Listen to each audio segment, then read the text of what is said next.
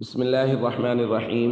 عن أم سلمة رضي الله تعالى عنها قالت: قال رسول الله صلى الله تعالى عليه وسلم: ما من مسلم تصيبه مصيبة فيقول ما أمره الله إنا لله وإنا إليه راجعون اللهم أجرني في مصيبتي وأخلف لي خيرا منها إلا أخلف الله له خيرا منها. الحديث رواه مسلم.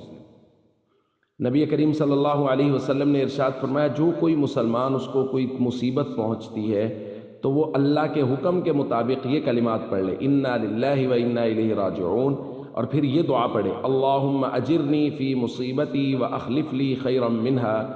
تو ان کلمات کی برکت سے اللہ تعالیٰ اس کو بہتر بدلہ نصیب فرما دیتے ہیں۔ اور خود حضرت ام سلمہ اس پر اپنا تجربہ بیان فرماتی ہیں رضی اللہ تعالیٰ عنہ، فرماتی ہیں جب ابو سلمہ فوت ہو گئے، یعنی حضرت ام سلمہ کے پہلے شوہر یہ فوت ہو گئے، تو میں نے سوچا ابو سلمہ سے بہتر کون سا مسلمان ہو سکتا ہے، لیکن چونکہ مجھے اللہ کے نبی صلی اللہ علیہ وسلم کی زبان مبارک پر پورا یقین تھا، اس لیے میں نے یہ کلمات پڑھ لیے: انا للہ و انا الیہ راجعون اللہم اجرنی فی مصیبتی و اخلف لی خیرا منہا۔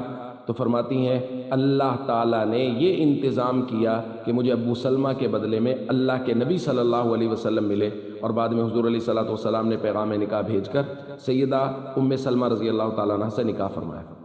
دوستو، ہمارے معاشرے کا مسئلہ یہ ہے کہ ہم لوگ سب سے پہلے اسباب کی طرف دوڑ پڑتے ہیں، اب مسبب الاسباب کی طرف اللہ سے مانگنا چاہیے۔ کسی بھی چیز کے گم ہونے کی صورت میں اللہ کی طرف توجہ کرنی چاہیے، کسی بھی نقصان کی صورت میں اللہ سے مانگنا چاہیے۔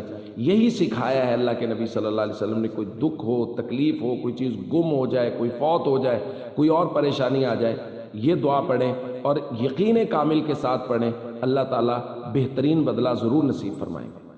السلام علیکم ورحمۃ اللہ وبرکاتہ۔